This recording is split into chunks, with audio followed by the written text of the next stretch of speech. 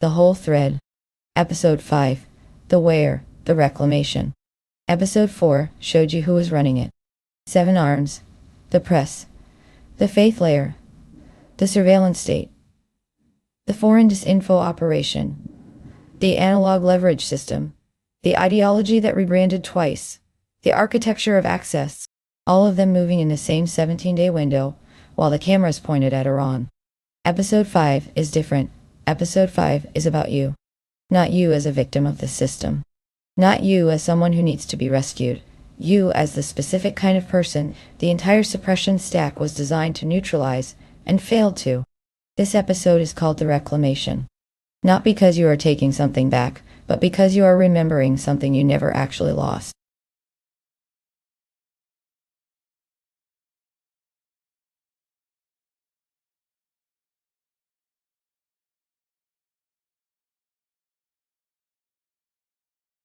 Part 1. What the system actually targeted. Go back to the beginning of this series. The vagus nerve, the autonomic nervous system, the biology of human consciousness. The suppression stack we documented in episode 2 runs on a single condition. Keep the nervous system dysregulated. Keep the person stressed, reactive, ashamed and moving between obligations without rest or unstructured time. A chronically dysregulated nervous system cannot access pattern recognition, cannot hold multiple threads simultaneously, cannot trust its own perception when that perception contradicts official consensus, cannot feel safe enough to ask the questions that would unravel the entire architecture. That is the target. Not your politics, not your money, not your labor, your capacity to know. The education system documented in episode 2, the 13-year structure, the standardized testing, the institutional authority over what counts as real, was not designed to make you ignorant. It was designed to make you doubt yourself, to install the belief that your own unguided perception is unreliable, that credentialed institutions are the arbiters of what is real, and that the feeling you have when something doesn't add up is a symptom of confusion, not evidence of intelligence. That installation is called conditioning, and it works on most people, but not all.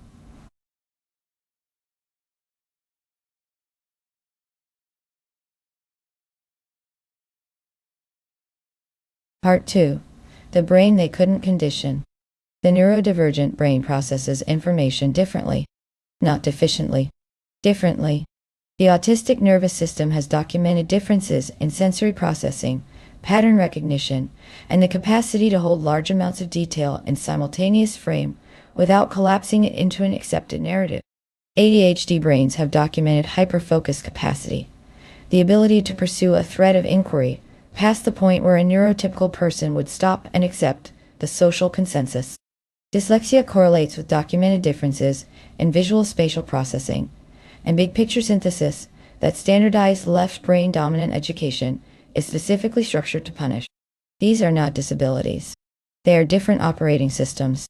The suppression stack, the 13-year conditioning structure, the social punishment of divergence, the pharmaceutical management of attention, the chronic stress that keeps most nervous systems too dysregulated to pattern recognize was designed around the neurotypical brain. It was not designed around the brain that notices. The brain that notices is the one that looks at the Federal Reserve structure and asks why a private entity controls the public money supply. The one that looks at the Flexner Report funding source and asks who profits. The one that looks at the timing of CoinPro and asks what specifically they were afraid of. The one that looks at the Council of Nicaea and asks which text they chose not to include and why. The entire system documented in this series produces one kind of outcome for most people: managed confusion.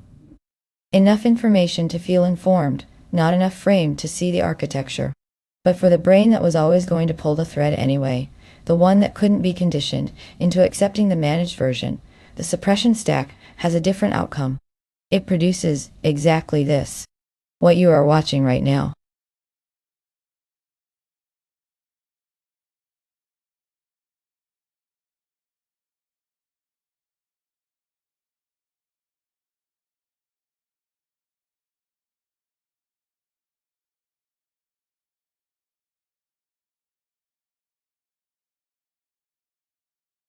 Part 3. You are the tower. Episode 3 told you what happened to Tesla. The FBI seized all 80 trunks of his papers within days of his death in 1943. Dr. John Trump, an MIT physicist, uncle of Donald Trump, was brought in to assess them. His official conclusion: worthless. The notes of a man whose ideas didn't pan out. Wright-Patterson Air Force Base disagreed. On the record, 20 trunks remain unaccounted for to this day. That is the version of Tesla most people know. The tragic eccentric. The man who died, broke, whose ideas the world wasn't ready for. Here's what that story leaves out. Tesla's central claim, the one Morgan funded and then killed, was not about a device. It was about a field. Tesla documented that the Earth itself is a conductor. The ionosphere above it acts as the second plate of a capacitor. The space between them is charged. Tap into that charge with the right receiver, and you have effectively unlimited energy, available to anyone, anywhere, at no cost to the distributor. That last part is why Morgan pulled the funding, his documented question when Tesla explained the system. Where do we put the meter? There was nowhere to put the meter. That was the point.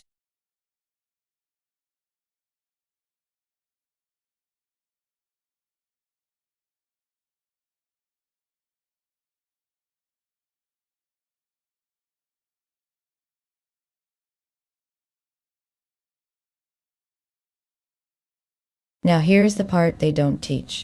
James Clerk Maxwell documented the mathematical field equations that described this system in the 1860s. The Schumann resonance, the electromagnetic frequency of the space between the Earth's surface and the ionosphere, was measured and confirmed by physicist Winfried Schumann in 1952. It resonates at 7.83 Hertz. The field Tesla described is not theory. It is physics. It has been confirmed.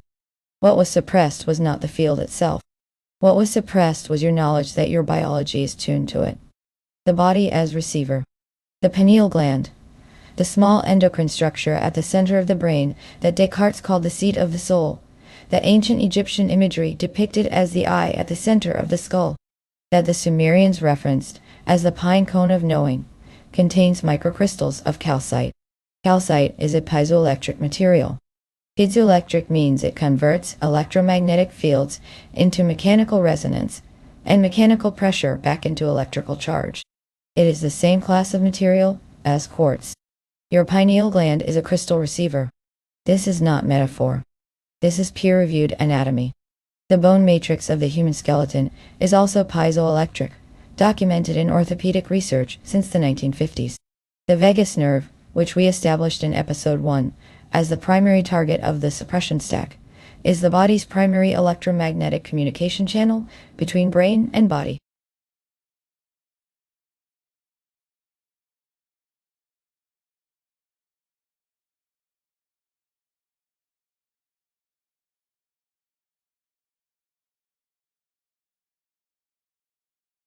Ancient builders appear to have understood this.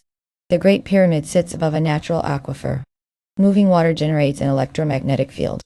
It is built primarily of limestone and granite, both piezoelectric materials, oriented to specific astronomical alignments that correspond with Schumann frequency windows. The same pattern appears at Stonehenge, at Newgrange, at Cahokia, at sites across every continent. They were not decorating a landscape. The evidence points toward resonance infrastructure, built for a receiver that every human being already carries, yamming the signal. Every suppression vector documented in episode 2 hits the same biological system from a different angle. 440 Hz, the current international tuning standard, does not align with the Schumann resonance. 432 Hz does.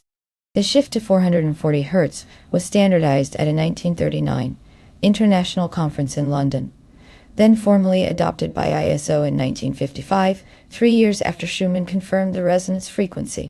Whether that timing is coincidence or coordination is a question the documented record does not yet answer. Fluoride accumulates preferentially in the pineal gland. This is documented in the peer-reviewed literature, not contested, not fringe. Chronic sympathetic nervous system activation, the fight or flight state produced by continuous stress, threat media, and social fear, takes the nervous system offline from the coherent, regulated state where this kind of reception is even biologically possible. The receiver is being jammed on every frequency simultaneously. That is not coincidence. That is a coordinated suppression of a specific biological capacity. And the reclamation is not acquiring something new, it is clearing the interference.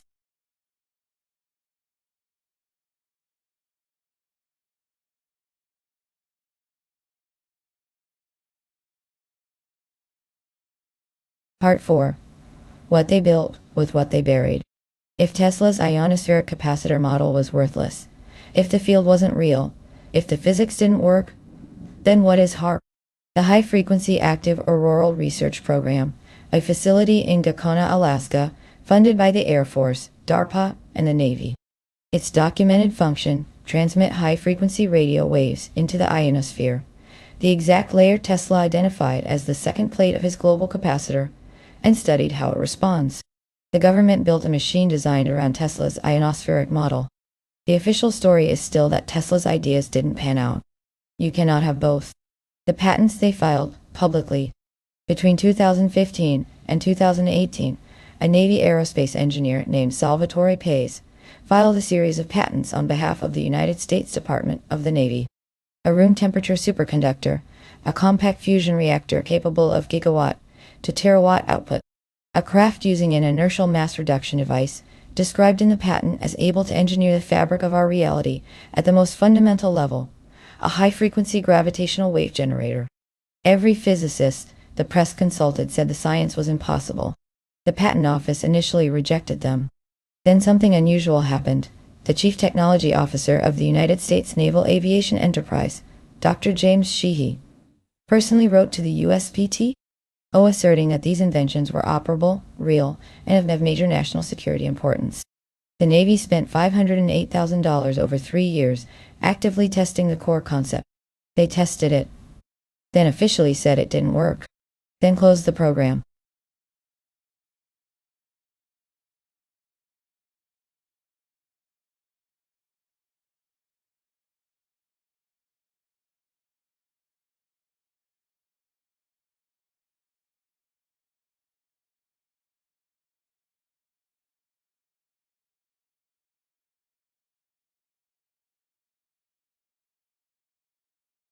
And Pace now works for the United States Space Force. Here's the question the record asks, but does not answer. Why would a Navy that considers something a national security priority file its patents publicly, when the Navy has been the single most prolific filer of secret patents under the Invention Secrecy Act since 2017? The mechanism of legal suppression. The Invention Secrecy Act of 1951, Public Law 35 U.S.C. Section 181. It is not classified, you can read it right now. It grants the United States government the authority to issue a secrecy order on any patent application filed by any inventor, public or private, whenever a government agency decides its disclosure might be detrimental to national security. The order can be renewed annually, indefinitely. The inventor cannot disclose the invention, cannot file it in a foreign country, cannot profit from it, and because they cannot disclose it, they cannot prove damages, making the compensation mechanism effectively unenforceable. In 2018, the Federation of American Scientists submitted a FOIA request to the USVATO asking how many patents were currently under secrecy orders. The answer: 5,784. A 1971 category list, leaked, not officially declassified, shows what kinds of technology were being suppressed. The categories include power supply, propulsion systems, unique materials and devices. Modern solar panel technology appears in that list, suppressed 50 years ago. The field is real. The receiver is real. The suppression mechanism is a law you can read in plain English. They didn't hide the energy. They made it illegal to tell you how to access it.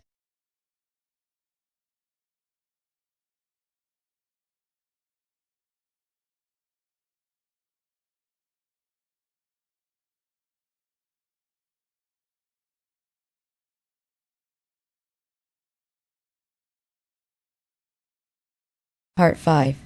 The medicine they buried, and where it still is. Section 13. One of the playbook documents, what the Flexner Report actually destroyed. Not the schools, not the doctors, not the institutions. The knowledge. You cannot patent a plant. It exists in nature. Nature has no owner. A patent requires novelty. A wildflower does not qualify. So the system does three things in sequence. First, isolate the active compound, the single molecule responsible for the effect. Second, strip out everything else the whole plant contains. The cofactors, buffers, and synergistic compounds that modulate how the active compound behaves in a living body. Third, patent the isolated version and position it as the only legitimate form of medicine. Then criminalize or discredit the original.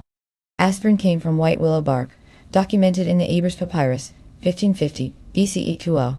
Bayer patented the isolated version in 1899. The original has no patent. The original generates no licensing fees. Morphine came from the poppy, documented in Sumerian texts as the joy plant 3400 BCE.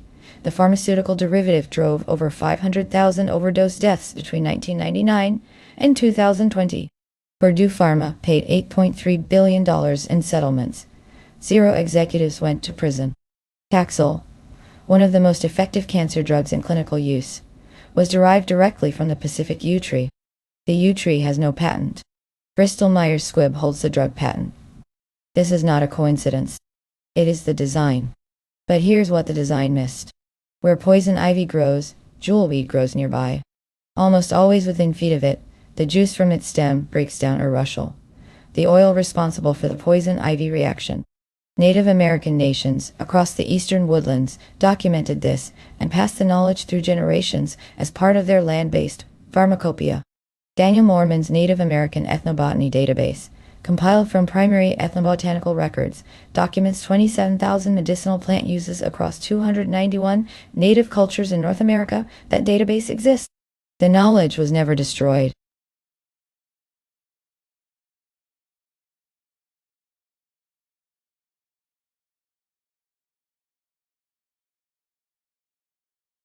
The Flexner Report captured the delivery system. It did not eliminate the knowledge.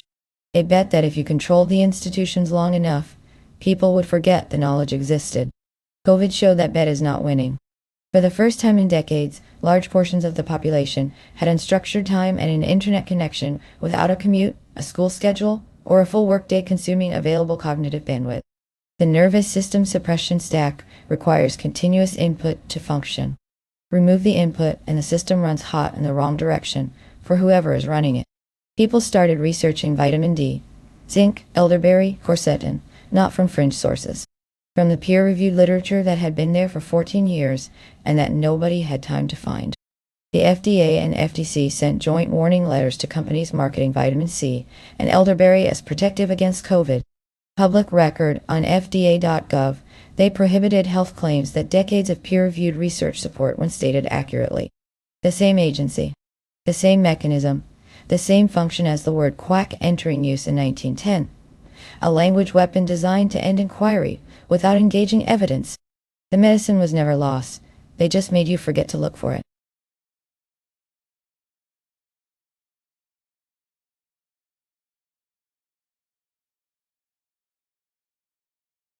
Part 6.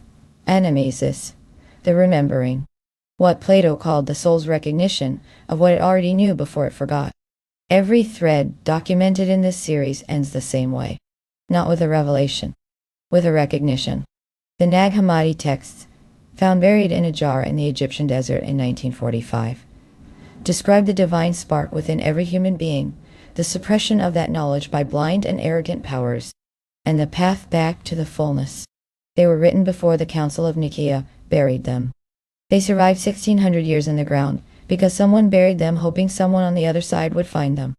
Jewelweed is still growing next to poison ivy right now. The Pacific yew is still in the forest. White willow bark is still white willow bark. The pharmacopoeia of 27,000 plant, used across 291 cultures, is still in the ethnobotanical record. The Schumann resonance is still resonating at 7.83 Hertz and the field is still there. The receiver is still in your skull. The interference is not permanent. The ancient knowledge of the vagus nerve, documented as the seat of consciousness across Sumerian, Egyptian, Greek, Hindu, and Chinese traditions under different names, is now being rediscovered by modern neuroscience. Not because science invented something new, because someone finally had the frame to ask the right question.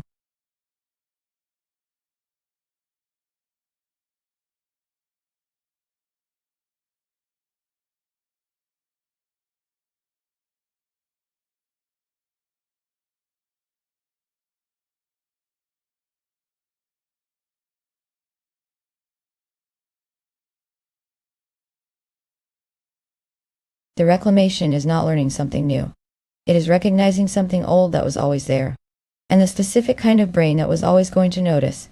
The one they spent decades trying to medicate, pathologize, standardize, and suppress into compliance. Turns out to be the frequency the entire suppression stack was designed around. Because it's the one that kept noticing. You are not the exception to the research. You are the proof of it. One system, multiple vectors, single target. The biological capacity for human consciousness. Ancient knowledge suppressed. Education inverted. Your biology managed. The plant medicine buried. Science classified. Energy access controlled by a law you can read right now. Culture captured. And dismissal mechanism installed. And still, here you are. The thread runs from the oldest recorded civilization to the news you read this morning. Every suppression event in this series targeted the same thing. Your capacity to know what you are without being told. Episode 6 is the clock. What is being built right now? Why it has to be finished before a specific window opens. And why the timeline matters more than most people understand.